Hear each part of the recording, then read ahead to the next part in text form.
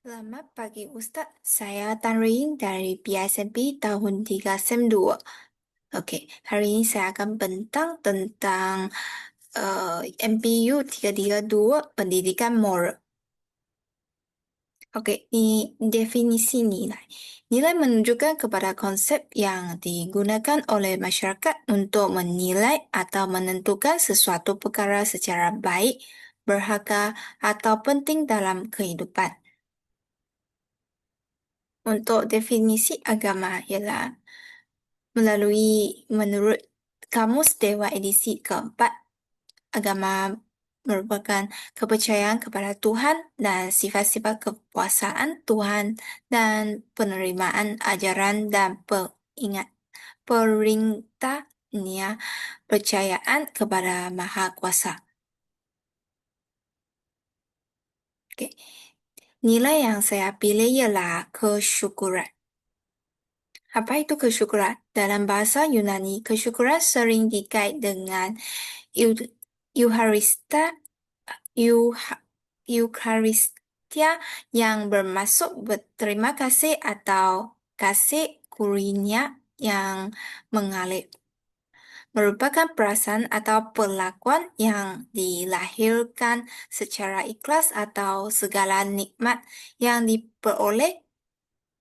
Ia juga bermaksud kualiti bersyukur dan kesediaan untuk menunjukkan perhargaan atau membalas budi.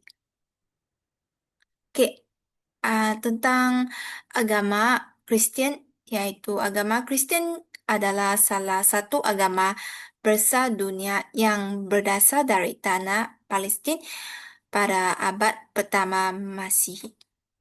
Okey, Kristian dipercayai mengikut ajaran daripada Yesus Kristus atau Nabi Isa yang dikatakan sebagai anak Tuhan atau jelmaan Tuhan. Okey, dia mempunyai 3 aliran yang terutamanya iaitu Katolik, Roman, Ortodoks, dan Protestan. Okey, sekarang saya akan mm, membentang tentang agama Kristian lebih detail dan berkait dengan nilai kesyukuran. Okey, perspektif agama Kristian terhadap nilai kesyukuran. Okey, dalam ajaran Kristian, kesyukuran bukan sekadar ucapan terima kasih, tetapi satu gaya hidup dan sikap hati. Okey, penganut Kristian percaya bahawa segala bakat, rezeki, dan nafas kehidupan adalah pemberian daripada Tuhan. Okey, dalam Kristian, ayat bersyukurlah dalam segala keadaan kerana itulah yang dihendaki Allah. Berdasarkan daripada 1 Tesalonika 5:18 ialah merupakan perintah untuk sentiasa mengucap syukur dalam situasi suka maupun duka sebagai kehendak Allah dalam hidup bersatu dengan Kristus Yesus. Ini bermaksud bersyukur bukan berdasarkan emosi tetapi juga keputusan setia. Nilai kerohanian dan kesyukuran. Dalam teologi Kristian, nilai kesyukuran mempunyai kedudukan yang sangat tinggi. Dalam Kristian, ayat Sandra Philip 4:6, janganlah hendaknya kamu khawatir tentang apapun juga, tetapi nyatakanlah dalam segala hal keinginanmu kepada Allah dalam doa dan permohonan dengan ucapan syukur. Okey, kesyukuran dalam doa. Setiap doa dimulai dengan pujian dan syukur. Ini melatih jiwa tidak hanya meminta tetapi menghargai apa yang telah diterima. Okey, respon terhadap kasih karunia. Okey, penganut Kristian bersyukur kerana percaya mereka telah diselamatkan dan diberkati bukan atas usaha sendiri tetapi atas kasih sayang Tuhan. Kepentingan dan impak kesyukuran dalam agama Kristian. Okey, pertama ialah ketabahan. Apabila menghadapi kegagalan atau kesukaran, nilai kesyukuran dalam agama Kristian membantu seseorang melihat setiap ujian sebagai peluang untuk belajar dan mendekatkan diri kepada Tuhan. Sikap ini membolehkan individu mencari hikmat di sebalik cabaran serta bangkit dengan lebih kuat. Okey. Selain itu, kesyukuran juga dapat mengurangkan kebimbangan dan menjadi fikiran lebih tenang untuk membuat sesuatu keputusan dengan bijak dalam menyelesaikan masalah.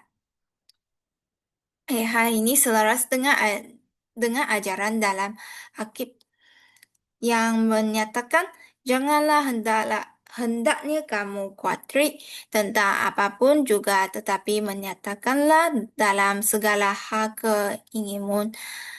keinginanmu kepada Allah dalam doa dan permohonan dengan ucapan syukur. Okey, yang kedua ialah membinakan kerendahan diri. Menyedari bahawa kejayaan bukan milik mutlak individu tetapi ada campur tangan Tuhan dan bantuan daripada orang lain. Membentuk keunggulan personaliti yang bebas daripada sifat sombong. Pemimpin yang bersyukur akan sentiasa menghargai pasukan mereka. Teamwork. Kerana sedar kejayaan adalah usaha kolektif dan berkat Tuhan. Okey. Dalam agama Kristian, 1 Korintus 4:7 sebab siapakah yang menganggap engkau begitu penting dan apakah yang engkau mempunyai yang tidak engkau terima dan jikalau engkau memang menerimanya, mengapakah engkau memegangkan diri seolah-olah engkau tidak menerimanya? Yang ketiga ialah peningkatkan integriti. Individu yang sentiasa bersyukur dengan rezekinya tidak akan mudah terdorong untuk melakukan rasuah atau penyelewengan. Apabila seorang bekerja dengan rasa syukur kepada Tuhan, mereka akan menjaga integriti, tidak culas dan memberikan kualiti kerja yang paling tinggi. Ayat Sandra, apapun juga yang kamu perbuatlah dengan segenap hatimu seperti untuk Tuhan dan bukan untuk manusia. Ayat ini daripada Kolose 3:2-3. Yang keempat ialah harmoni sosial. Dalam Malaysia merupakan sebuah negara yang pelbagai kaum dan bangsa. Sikap menghargai orang lain mengeratkan perpaduan antara kaum dan agama.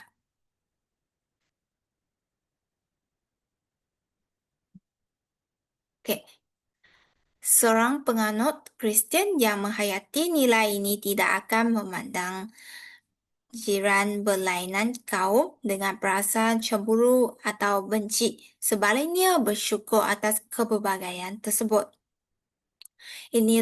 Inilah yang membina perpaduan apabila setiap moda insan merasa cukup menghargai keabadian orang lain. Keharmonian negara dan akan terjamin secara automatik.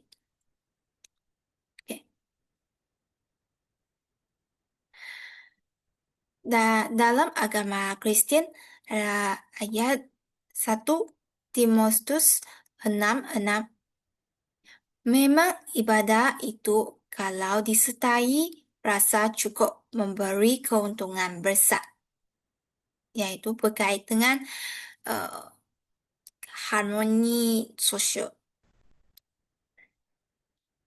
Okey, antara cara mengamal nilai kesyukuran dalam kehidupan. Pertama ialah amalan berdoa. Memulakan dan mengakhiri hari dengan senarai perkara yang disyukuri. Yang kedua, memberi kembali.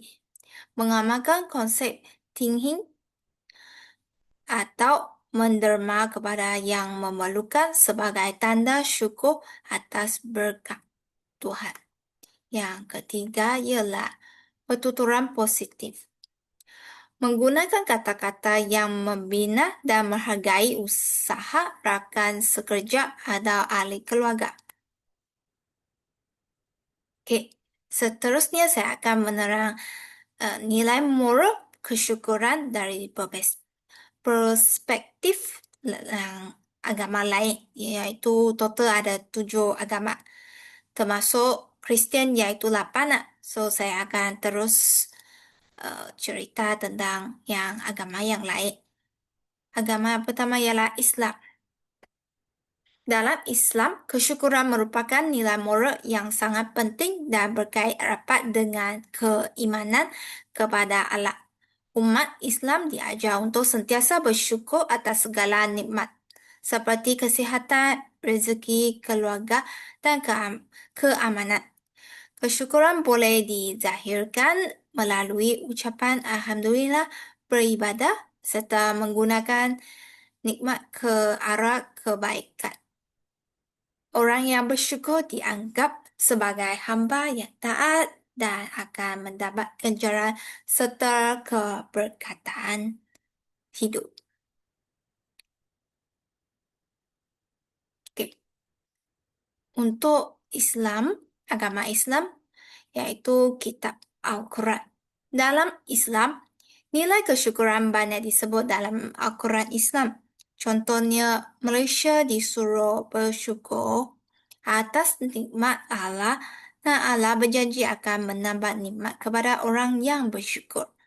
Kesyukuran bukan sahaja melalui ucapan, tetapi melalui ibadah, melakukan kebaikan dan tidak melakukan kemungkaran.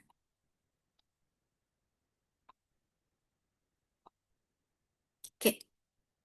Dalam kitab Al-Quran, contohnya ayat Surah Ibrahim 14:7. Jika kamu bersyukur, aku akan menambahkan nikmat kepadamu. Maksudnya kesyukuran dalam Islam mengucap Alhamdulillah, beribadah kepada Allah dan menggunakan nikmat untuk kebaikan. Okey. Seterusnya ialah agama Buddha. Dalam agama Buddha, kesyukuran dikait dengan menghargai kehidupan. Berterima kasih kepada ibu bapa, guru dan semua mak. Ajaran Buddha menekankan bahawa manusia perlu bersyukur dan tidak terlalu mengejar keinginan dunia kerana keinginan berlebihan menyebabkan penderitaan. Kesyukuran membantu seorang mencapai ketenangan dan kebahagiaan dalaman. Okey. Untuk agama Buddha, kitab Tripitaka. Tripitaka. Okey, dalam ajaran Buddha melalui Tripitaka, kesyukuran ditunjuk melalui menghargai jasa ibu bapa, guru dan semua. Buddha mengajar bahawa manusia perlu berpuas hati dan bersyukur dengan apa yang dinikmati untuk mengelakkan penderitaan akibat keinginan yang berlebihan. Okey, dalam Tripika, budaya mengajar bahawa seorang perlu berterima kasih kepada ibu bapa dan orang yang membantu kita. Orang yang tahu berterima kasih dianggap sebagai orang yang bermoral tinggi. Moral tinggi. Ajaran Buddha menekankan bersyukur kepada ibu bapa, bersyukur kepada guru, Kepuas hati dengan kehidupan sekarang dan tidak tamak. Seterusnya ialah agama Hindu.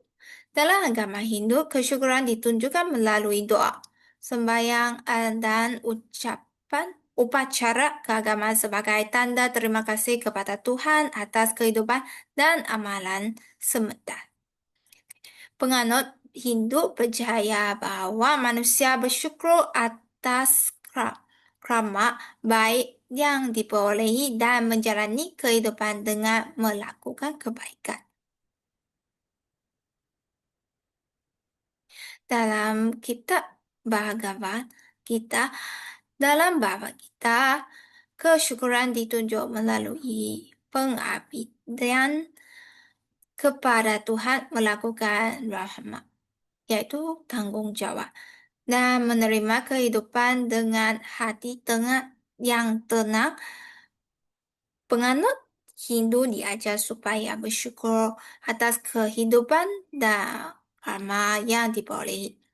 Kesyukuran boleh ditunjuk melalui doa, upacara keagamaan, melakukan kebaikan, dan menghormati alam.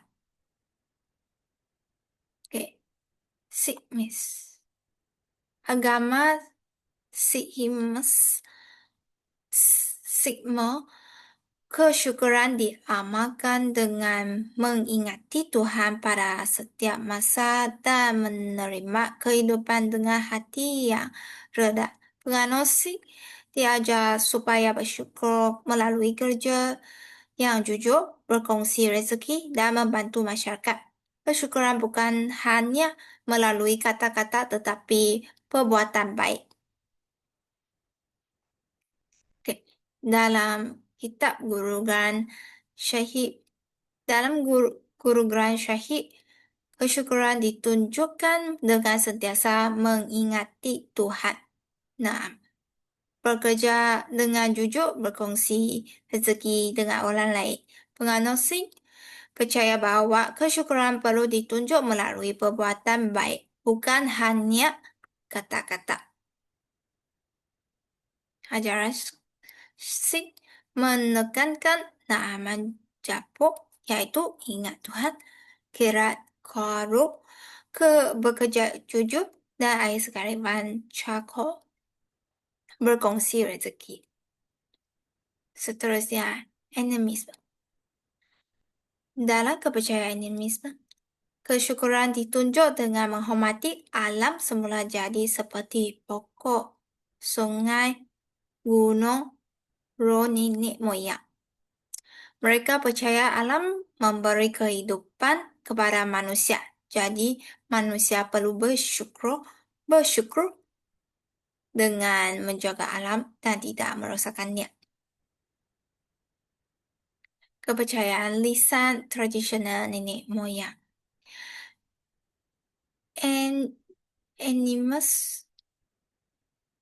Animis tidak mempunyai kitab suci khusus, tetapi nilai kesyukuran diajar melalui cerita rakyat adat dan kepercayaan nenek moyang. Kesyukuran ditunjuk dengan menghormati alam seperti hutan, sungai, dan gunung kerana alam dianggap memberi kehidupan kepada manusia. Animisme. Nilai kesyukuran diajar melalui cerita rakyat, upacara adat, ritual, menghormati alam, upacara terima kasih kepada roh nenek moyang selepas menua. Okay, seterusnya ialah Taoism. Dalam Taoism, kesyukuran berkait dengan hidup selaras dengan alam, iaitu Tao. Manusia perlu bersyukur dengan kehidupan yang sederhana, tidak tamak, dan menerima kehidupan seadanya. Kesyukuran membawa kepada keseimbangan hidup dan ketenangan jiwa. Dalam Tao Te Ching, manusia diajar supaya tidak supaya hidup sederhana dan berpuas hati dengan apa yang dimiliki. Orang yang tahu cukup adalah orang yang bahagia. Ini menunjukkan kesyukuran bermaksud tidak tamak hidup. Hidup sederhana, hidup selaras dengan alam. Yang akhir sekali ialah Confucius. Dalam Konfusianisme, kesyukuran sangat berkait dengan menghormati ibu bapa, keluarga, guru, dan masyarakat. Nilai kesyukuran ditunjuk melalui sikap hormat taat kepada ibu bapa dan membalas jasa orang yang membantu kita. Okey, kita analyse Confucius mengajar bahawa manusia perlu bersyukur kepada ibu bapa, guru, dan orang yang membantu kita. Kesyukuran ditunjuk melalui hormat, taat, dan membalas jasa. Nilai kesyukuran dalam Confucianisme iaitu pertama ialah hormat ibu bapa, siap, hormat guru, mengenal budi. Yang akhirnya ialah tanggungjawab kepada masyarakat. Ini adalah rujukan. Itu sahaja daripada saya. Sekian, terima kasih.